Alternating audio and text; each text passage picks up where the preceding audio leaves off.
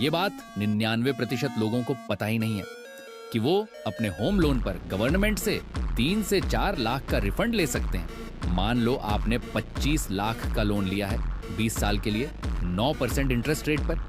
अब इस स्कीम के अंदर गवर्नमेंट क्या करती है, आपके जो 25 लाख का जो टोटल लोन है उसमें से एक फिक्स्ड पोर्शन पे मान लो 9 लाख पे जो इंटरेस्ट रेट है उसको कम कर देती है।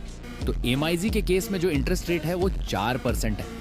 तो आपने जो लिया था 9% पर, तो वो 4% माइनस कर देगी वो। अब 5% तो आपको 9 लाख में सिर्फ 5% का इंटरेस्ट पे करना होगा, ना कि पूरे 9% का। अब 20 साल में 9 लाख पर आपको 9% इंटरेस्ट रेट के हिसाब से ऑलमोस्ट 14 लाख रुपए पे करने पड़ते हैं। लेकिन सब्सिडी के बाद आपको सिर्फ 8.5 लाख रुपए इंटरेस्ट ही पे करना पड़ेगा।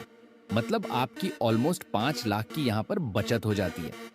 अब गवर्नमेंट ये पैसा आपके सीधे जेब में नहीं देती।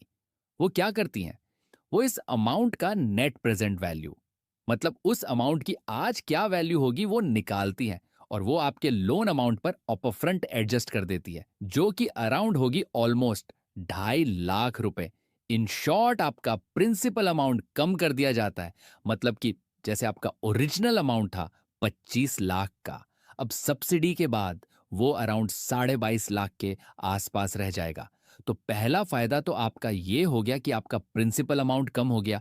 दूसरा जो कम हुआ है उस अमाउंट पर आपको इंटरेस्ट नहीं देना पड़ेगा, तो वहां पर भी आपके बचत हो जाती है।